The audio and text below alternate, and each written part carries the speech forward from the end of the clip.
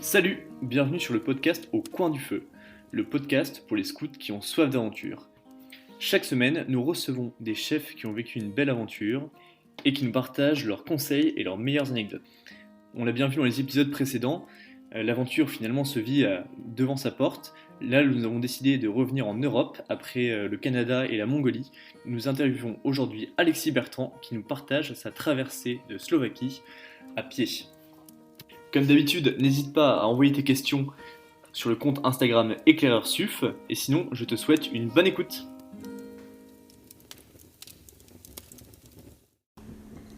Salut Alexis. Salut Jacques. Tu vas bien ? Très bien toi-même. Bah super, écoute, je suis content de te recevoir pour ce 4e épisode du podcast Au coin du feu. Tout d'abord, je te laisse te présenter ton parcours scout. Quel âge as-tu ? Et ce que tu fais maintenant ? Eh ben écoute, je suis du coup Alexis, 22 ans. Donc je suis Galaxy éclaireur au National. Auparavant, j'ai fait toutes mes années de scoutisme, donc à la meute, à la troupe et au clan. Et du coup voilà, j'ai fait un peu tout ça. Et puis maintenant, j'ai fait chef de troupe ensuite. Et je suis venu filer un coup de main du coup au National, au pôle formation. Et au pôle Woodcraft où je m'occupe de la rédaction du papier craft, donc la revue humoristique du Woodcraft. Ce nom ne vous est certainement pas inconnu. Vous avez tous à l'esprit l'image d'Honoré Foucret, commissaire général du mouvement scout, créateur de la 8e de Neuilly, qui a gagné son patronyme de Vieux Castor dans la Résistance, pour laquelle il n'a pas hésité à donner sa vie.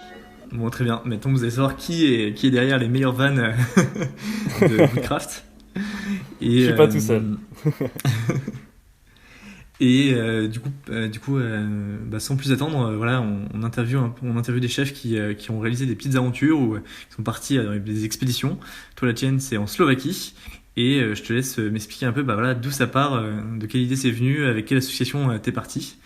Et voilà. Très bien. Eh bien, écoute, au début, c'est parti quand j'étais en première année au clan, avec la route.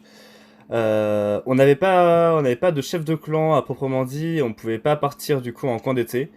Et du coup, j'avais vraiment envie de partir, de faire quelque chose, mais j'ai pas envie de rester enfermé chez moi. Et au fait, de bouche à oreille, j'ai entendu parler d'une association qui s'appelle Missio, qui est près de chez moi. Et qui est une association de jeunes missionnaires, du coup, de 16 à 22 ans, je crois. Et du coup, qui propose pendant l'année des réunions autour du Christ, un camp d'hiver où ils partent au ski, et notamment un camp d'été de 3 semaines dans un pays en particulier.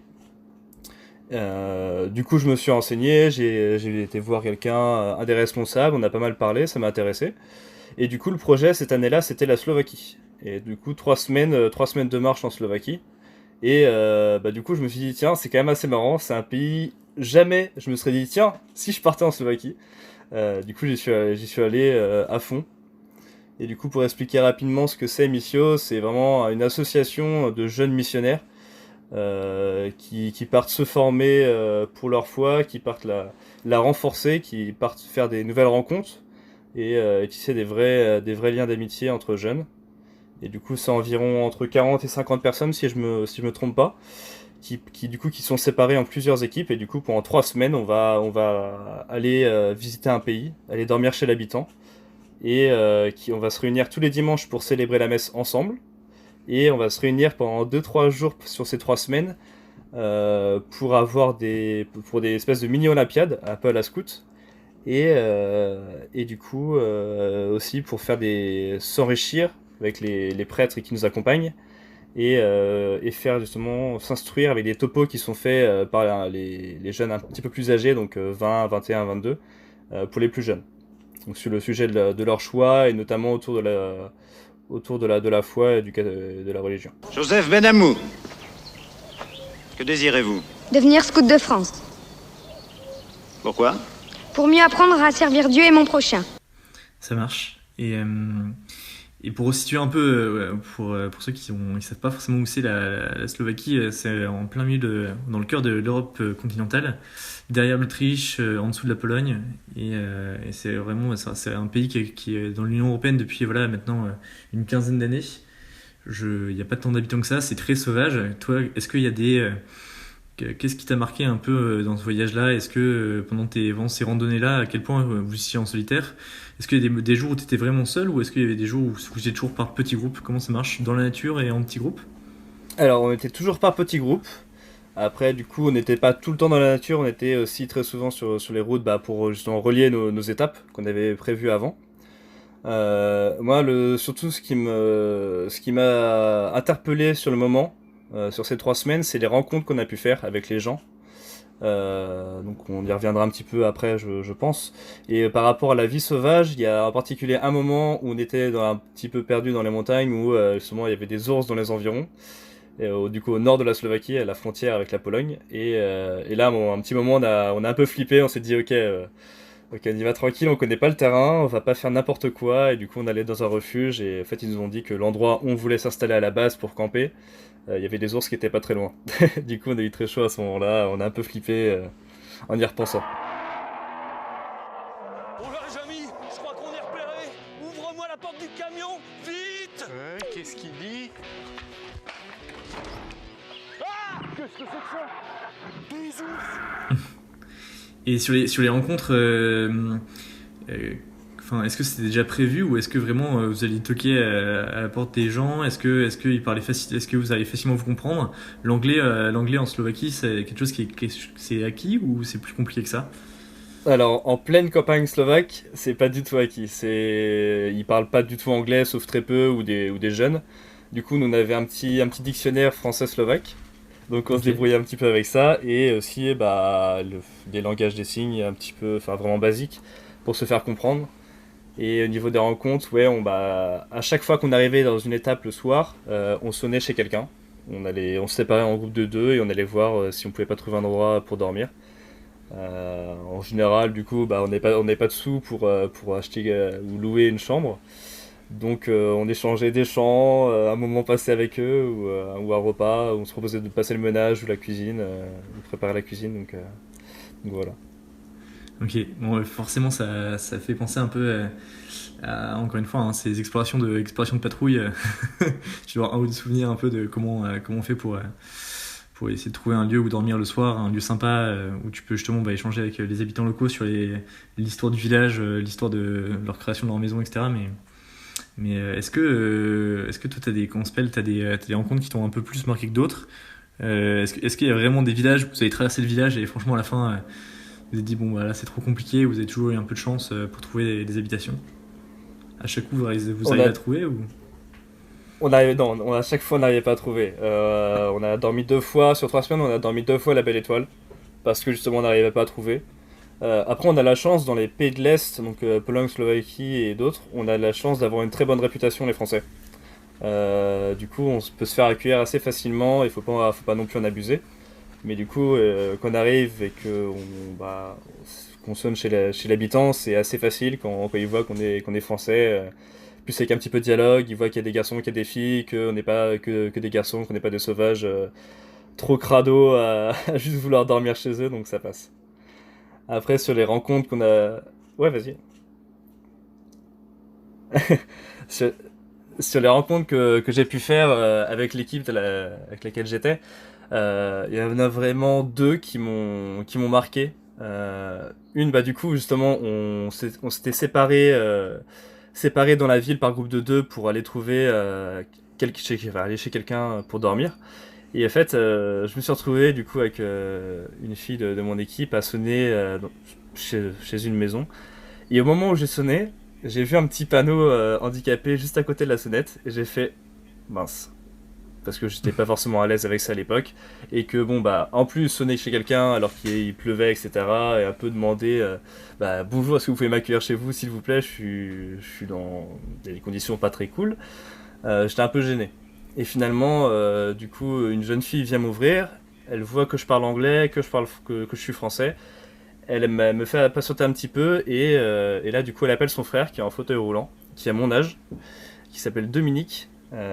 Et du coup qui parle couramment anglais et français et du coup on a pu échanger, on a pu pas mal échanger. Ils ne pouvaient pas nous accueillir parce que trop peu de place, mais du coup ils ont retourné, ils ont appelé tout leur répertoire pour essayer de nous trouver une petite place quelque part dans un coin de la grange, etc.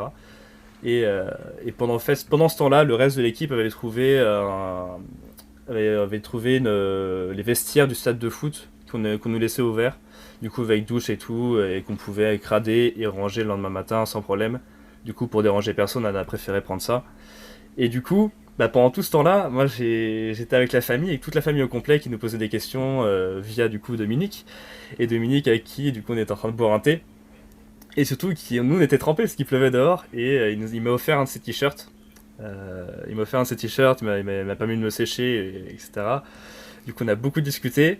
Et j'étais très gêné du coup après le moment qu'on avait passé. On a peut-être parlé pendant entre 30 minutes et 1 heure. J'étais très gêné de devoir lui dire merci pour ce que vous avez fait, mais du coup en fait le reste de mon équipe a trouvé un endroit et on veut pas vous déranger plus que ça.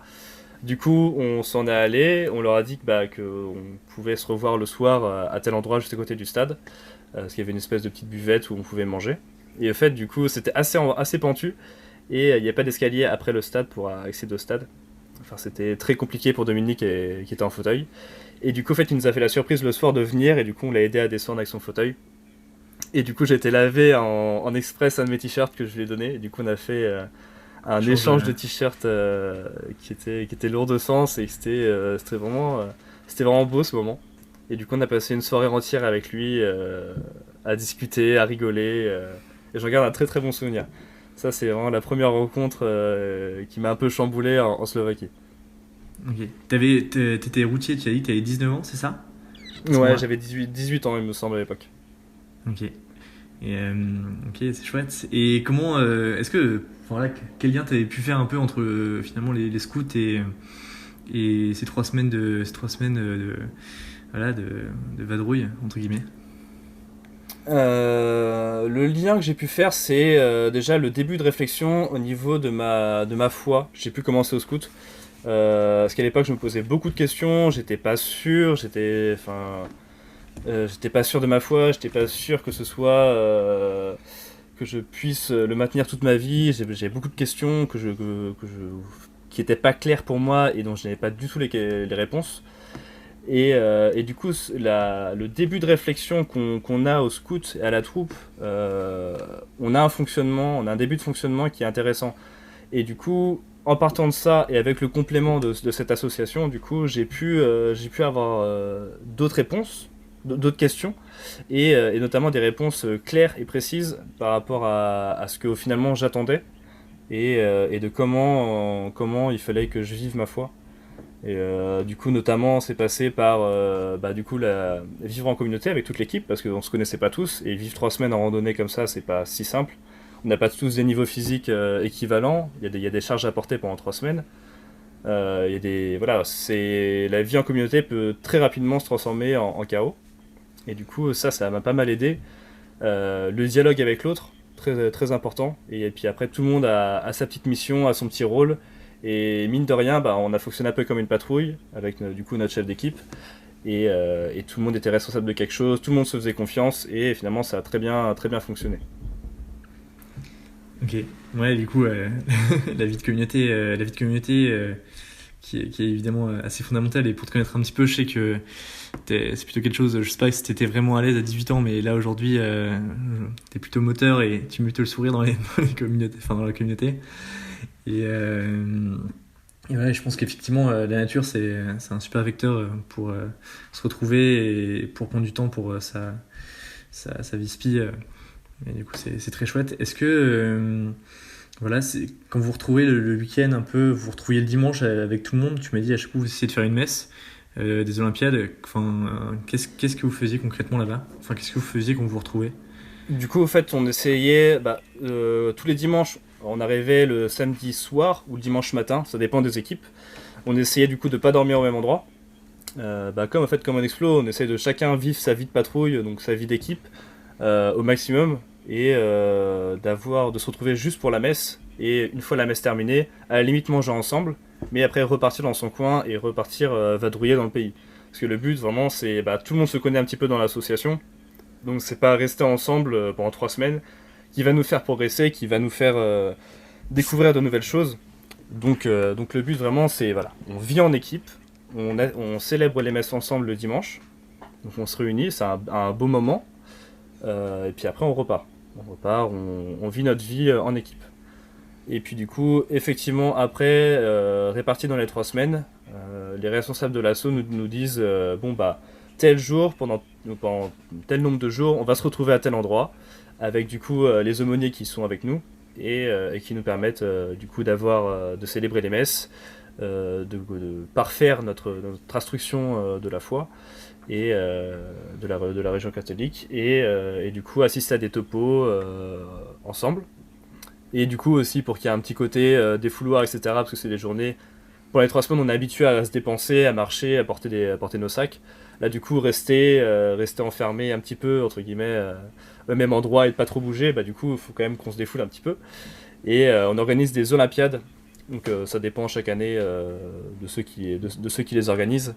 Et du coup, ouais, ça ressemble un petit peu des Olympiades à la scout. Donc avec un peu de physique, beaucoup de réflexion, parce que du coup, il en faut un peu pour tout le monde. Mais c'est assez... il y en a pour tous les goûts, en soi. Scout, toujours? Prêt. Avant l'interview, tu m'avais dit que tu as rencontré une deuxième personne assez mythique. C'était à quelle période de votre marche? Tu peux nous la partager? C'était pile la moitié du séjour. On allait explorer un peu les montagnes au nord de la Slovaquie. Et donc on était assez serein sur le chemin à prendre. On savait qu'on allait bientôt arriver à la montagne. On savait qu'il y a eu pas mal de pluie, du coup pas mal d'éboulements, du coup il fallait qu'on soit sûr de nos capacités physiques. C'était pas de la grosse randonnée non plus, mais qu'il fallait faire attention. Et du coup on voulait s'assurer d'avoir toutes les ressources alimentaires et du coup y compris de l'eau. Et du coup juste avant de se lancer un peu sur la route en direction de la montagne, on s'est arrêté chez quelqu'un qui s'appelle Vachek, qui par le plus grand des hasards était en train de jardiner dans son jardin. Et qu'on lui a dit qu'on voulait aller dans cette montagne et qu'on s'arrêtait juste pour prendre de l'eau. Il nous a fait patienter 5 petites minutes, il est rentré, il est ressorti avec d'autres habits pour le sport, un petit sac et nos bouteilles pleines d'eau. Et au fait, il nous a accompagnés.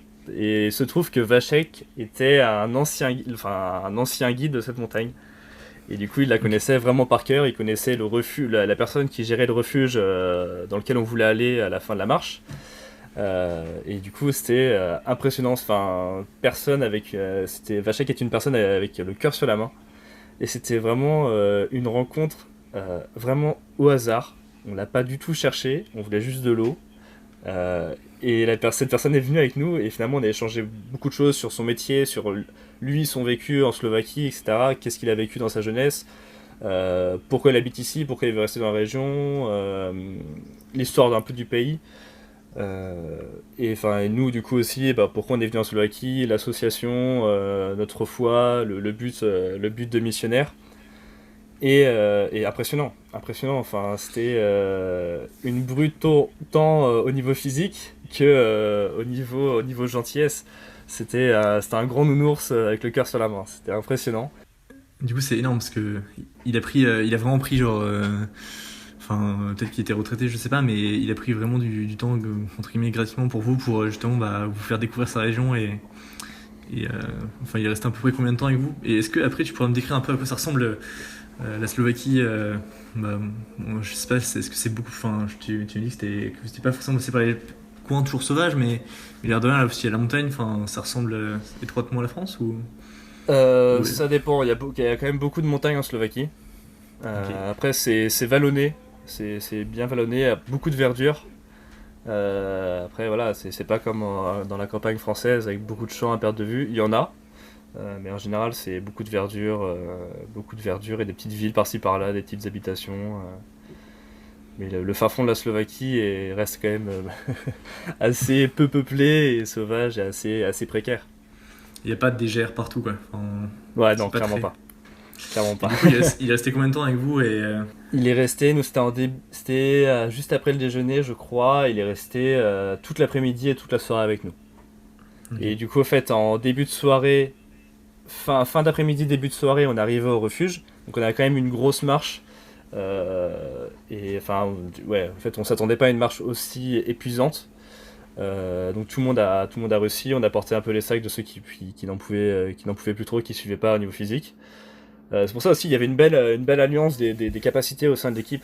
Et du coup, ceux qui se donnaient à fond, qui portaient un petit peu les sacs de ceux qui n'en pouvaient plus pendant la journée, du coup, ils se rattrapaient un petit peu pour après, genre, souvent ils faisaient à manger, pour récupérer des forces pour tout le monde, etc. Donc il y avait un beau mix des capacités dans l'équipe.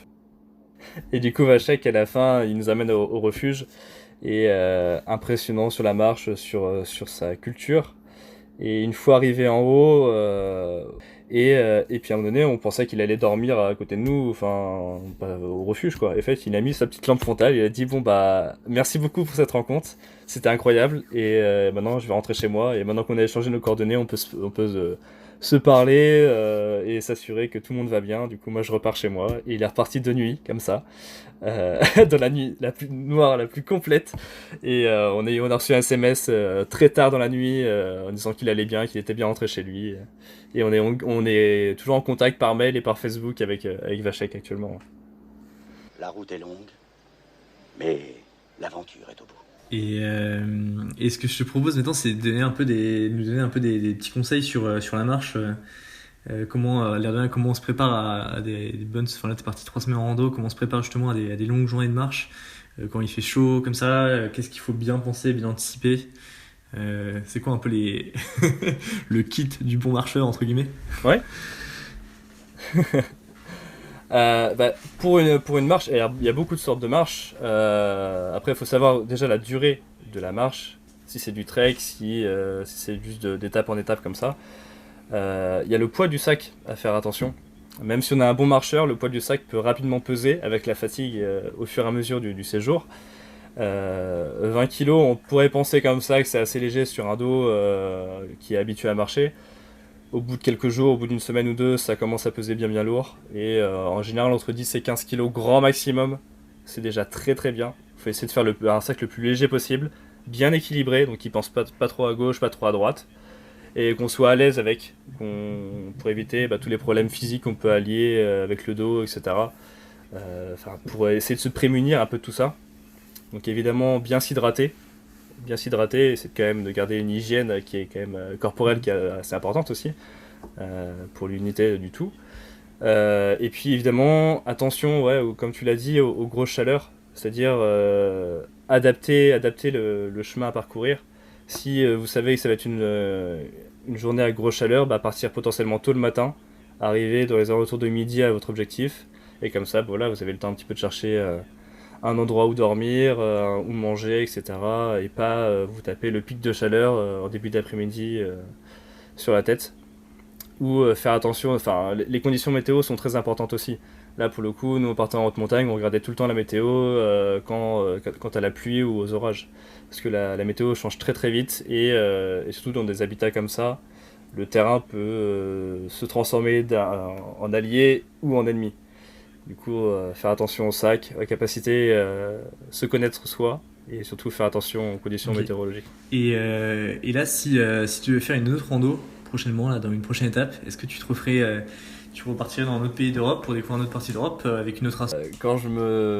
Si je pars avec une asso, j'aime bien m'investir dans celle-ci, et du coup vraiment découvrir le but et m'investir dedans, avoir un vrai rôle pour aider la communauté au fait. Et du coup, ça colle pas trop avec mon esprit actuel, vu que je me donne en ce moment à 100% pour les scouts.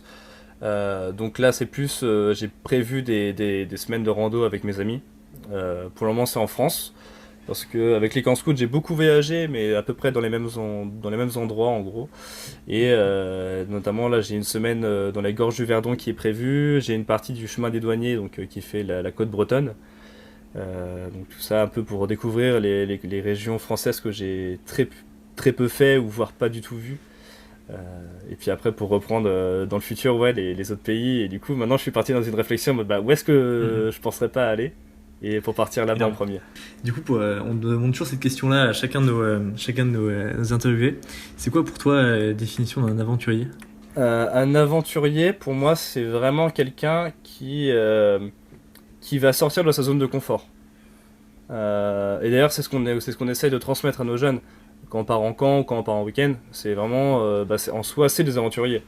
C'est des aventuriers parce que justement, ils quittent leur zone de confort et ils en sont conscients. Ils vont dans un autre habitat que le leur pour progresser. Et pour moi, un aventurier, c'est aussi quelqu'un qui s'ouvre aux autres. Alors, c'est pour moi une définition très personnelle, parce que pour moi, l'aventure, justement, c'est les autres, et c'est vraiment découvrir les autres, leur façon de penser. Parce que on n'a pas la vérité, toute faite devant nos yeux. Du coup, apprendre les autres, à apprendre des autres, et apprendre justement pour se connaître soi-même et avancer dans la vie, quoi. Merci beaucoup Alex. Maintenant, je te propose de partager un de tes meilleurs souvenirs des scouts ou un sourire rigolo que tu as pu avoir quand tu étais éclaireur ou chef. Beaucoup de choses qui m'ont fait marrer au scout et à la troupe. Enfin, scout en maîtrise ou à la troupe. Je pense le plus beau, ça a quand même été quand j'étais chef. Donc j'étais 4 ans chef, j'étais 2 ans à CT et 2 ans chef de troupe. Le plus beau, je dirais, c'est d'observer la progression des autres et de te rendre compte que tu as toi-même progressé par les autres. C'est-à-dire que peu importe, moi, j'avais 35 jeunes dans la troupe et que ce soit le nouveau de 12 ans ou le CP de 17 ans, ils ont tous quelque chose à apporter à la troupe et ils ont tous progressé dans l'année d'une manière ou d'une autre et pendant l'année et pendant le camp. Et du coup, voir tout ça, le voir d'un œil un peu extérieur et se dire bon, ah ouais, c'est beau. Ils ont progressé et ça c'est beau. Et finalement, de se faire un petit point de recul avec une heure route ou autre, de se dire que nous aussi on a progressé parce qu'on était auprès d'eux et parce que justement des discussions qu'on a eues avec eux, des activités qu'on a fait, il y a quelque chose qui en est ressorti. Il y a une nouvelle amitié, une relation de confiance et du coup de voir que les deux côtés ont grandi. Ouais. Ça, c'est vraiment quelque chose de beau que je ressors de mes années. Je vois bien, quand tu as fait 4 ans en tant que chef dans une troupe, tu vois forcément le nouveau, ta dernière année qui devient chef de patrouille, qui au rassaut de rentrée, qui passe de louveteau au bout de 5 ans à chef de patrouille. Donc ça, c'est assez ouf. Ouais, et après, quand tu restes un peu à Galaxy et même à l'équipe après, tu vois que certains de tes nouveaux deviennent chefs de troupe. Ouais. Et voilà, ça c'est ce qui est assez rigolo. Mais voilà. Bon, en tout cas, Alexis, moi je te remercie pour le temps que tu nous as consacré. Bon courage pour merci à toi. Pour les derniers mois de confinement. On a hâte. Je pense que là tout le monde l'a reçu, le dernier Woodcraft, non, je pense. Oui, normalement tout le monde l'a reçu. Ouais. Est-ce qu'il y en a aussi dans le Spécan ou pas? Est-ce qu'il y a une page papier craft? Oui. Il y a le papier craft est un peu plus grand pour le Spécan et il a déjà été validé. Du coup, il est au national, prêt à être publié et à être envoyé au scout. Excellent. Bon, trop cool. Bon, merci beaucoup, Alexis. Moi, je te souhaite une bonne fin de confinement et on se dit à bientôt pour de nouvelles aventures. Yes, merci à toi. Voilà, cet épisode touche à sa fin. J'espère que l'épisode t'a plu, merci d'avoir écouté jusqu'au bout. N'hésite pas à le partager s'il t'a plu. En tout cas, j'étais très content de pouvoir interviewer Alexis. La semaine prochaine, nous te retrouvons avec un nouvel épisode. Nous avons le plaisir de recevoir Baptiste, ancien scout de la ville de Compiègne. Il est parti avec 2 de ses amis scouts pour relier Paris à Saigon en sidecar, les motos avec un panier sur le côté. Ils ont retapé des bâtiments et des chapelles et ils ont bravé le froid. J'ai vraiment hâte de te partager cet épisode. Bonne semaine!